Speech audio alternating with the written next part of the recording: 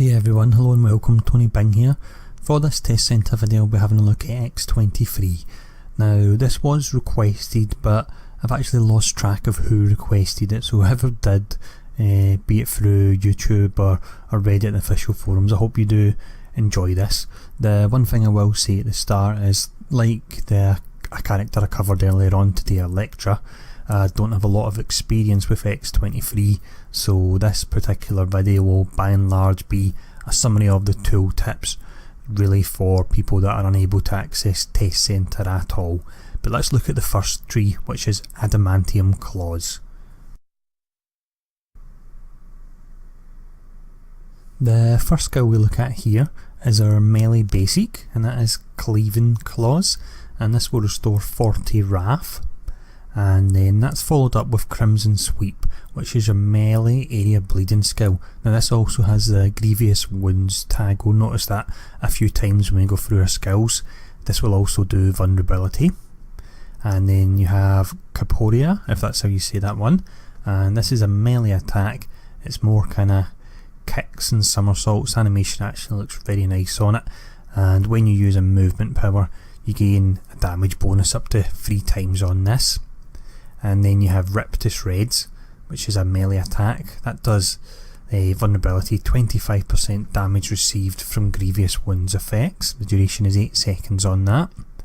And then you have Slash and Hack, so damage bonus for each Grievous Wounds effect applied to the target. And following on from that we have Disembowel, and this is just a standard melee cooldown skill. It has a stun duration of 2.5 seconds. It does do 2 hits, I'll mention that. And then we have Cyclone Kick, which is a melee area attack, and that's a cooldown as well, 8 seconds on that one. And then we finish up this tree with Open the Jugular. Now with this it can only be activated within 4 seconds of using a movement power, and it also has an execute and a knockdown tag on it as well. So simple enough. Let's now look at Lethal Acrobatics. So we start off this next tree with Graceful Manoeuvre, and this is your dash move, and it will also give you an attack and move speed buff there. And then we follow it up with Twirling Lunge. This will restore Wrath on hit, and you have 3 charges of this, tagged as melee and movement. And then we have Bloody Harvest, so this is melee area bleeding. It also has a Grievous Wounds tag, and you will regain health while using this. And then we have Rending Leap, which is a weaken, and on the latest iteration this was given a 4-second cooldown, which I believe has done a lot of damage to her movement skills. If you feel the same, get on Test Centre and get letting the developers know. Although it looks like a lot of people are already doing that, but the more voices for any kind of argument that people have, the stronger it is, so just do bear that in mind. But next up here we have Covert Assassin. So with this, stealth for 3 seconds, you will have a cooldown of 10 seconds on it, and the cooldown reduced by 2 seconds when you actually defeat an enemy. And then finally we have the signature Dancing Blades. So with this, I've actually got a talent on at the moment. Normally it's 5 charges, and the cooldown is 8 seconds per charge, and you activate Dancing Blades 5 times within 8 seconds and enter you into Killer Trance. Previously that used to be a steroid that was on your bar and you had to activate, so they've combined it here. And when in Killer Trance you restore 100% Wrath and enhance your abilities. You gain 10% damage, 10% critical hit chance, and your duration is also 10 seconds there. So all very simple. Let's now look at talents and traits. Now with this section, like the previous 2 trees, I will really just be reading off the tooltips due to, as I mentioned earlier on, my limited experience and playtime with X-23. But the first trait we look at is the offensive one, which is Ferocious Fighter. She gains a 3% critical hit chance. The archetype is Champion, and that gives her a damage bonus to durability and also speed attribute. And then we have the defensive trait, which is Cloned Healing Factor, and she has health regen, which makes sense, she must have that. And the archetype is Versatile, and that gives a bonus multiplier to both defense and dodge rating. And then she also has the 8% damage reduction there. Now for her primary resource it's Wrath, just the same as Wolverine. Wrath does not regenerate naturally, 40 Wrath is gained when you hit with a basic power. All very simple. So for the talents we start off with Limitless Rage.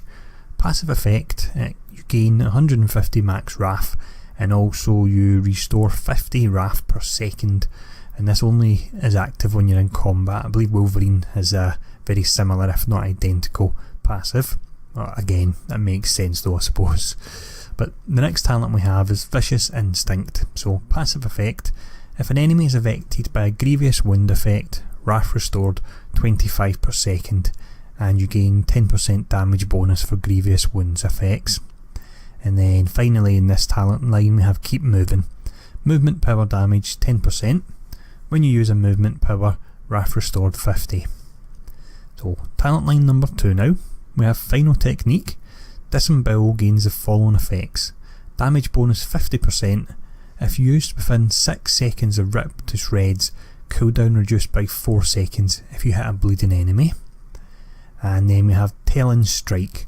So passive effect, Cleaving Claws applies grievous wounds.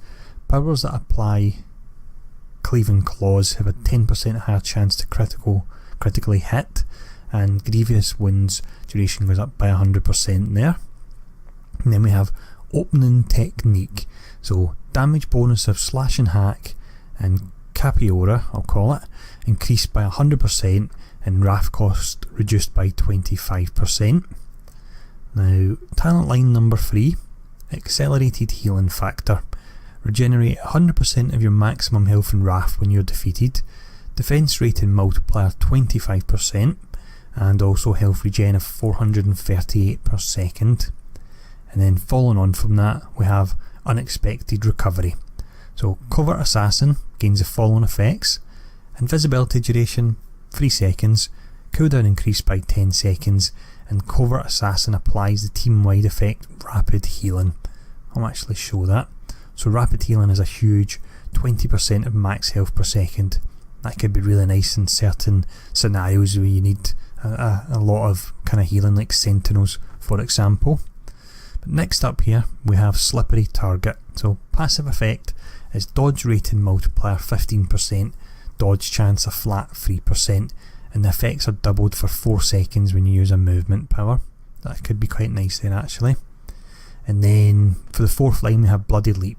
So Bloody Harvest becomes a movement power and its healing effect is doubled in strength. I have checked and the animation remains the same, and Bloody Harvest damage goes up by 50%. Rend and Leap gains the following effects. It gains a grievous wound dot there. And then we have Deadly Grace. So Rend and Leap and Twirling Lunge have a 25% chance to reset the cooldown of Cyclone Kick and Open the Jugular. Cyclone Kick cooldown reduced by 4 seconds if you have used a movement power within the last 10 seconds. And then finally for this tree we have Building Ferocity. So when you hit with Capiora or Slash and Hack, gain a stack of Ferocity. Ferocity stacks increase the critical hit chance of your next Rip to Shreds, Disembowel, Open the Jugular or Cyclone Kick by 20% up to 100%. That lasts for 6 seconds, so 5 stacks of that will give you a 100% chance to crit. And then for the final line we have Blade Trance. So Disembowel and Rip to Shreds will restore 1 charge of Dancing Blades while Killer Trance is active, and of course Killer Trance is the steroid portion of the signature. And then we have Footwork, which is Cyclone Kick and Open the Jugular will restore 1 charge of Dancing Blades while Killer Trance is active. And then finally we have Blade Rush. Dancing Blade gains the following effects: max charges 5, cooldown reduction 1 second. I'll show this one off so we can see all the kind of the 5 hits in the signature to get the steroid, and then you've got 5 hits after that with the steroid. There we go, we can see the claws are now flashing red. Certainly feels a lot, 10 charges on a signature skill there. So that's us through it nice and quick there.